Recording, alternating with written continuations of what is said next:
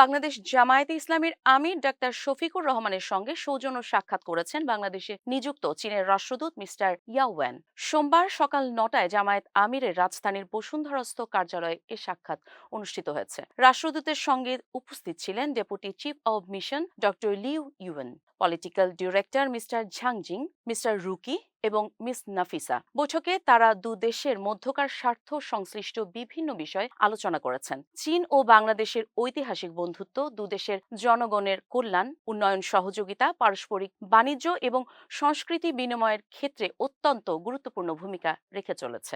ভবিষ্যতেও এই সম্পর্ক আরও সুদৃঢ় হবে বলে তারা আশাবাদ ব্যক্ত করেছেন। সাক্ষাৎকালে জামায়াতের আমিরের সঙ্গে উপস্থিত ছিলেন সংগঠনের সহকারী সেক্রেটারি জেনারেল এবং কেন্দ্রীয় প্রচার ও মিডিয়া বিভাগের প্রধান অ্যাডভোকেট এহসানুল মাহবুব জুবায়ের, বিশিষ্ট শিক্ষাবিদ ডক্টর জুবায়ের আহমেদ, উন্নয়ন টিম লিড দেওয়ান আলমগীর এবং জামায়াতের আমিরের পররাষ্ট্র বিষয়ক উপদেষ্টা প্রফেসর ডক্টর মাহমুদুল হাসান।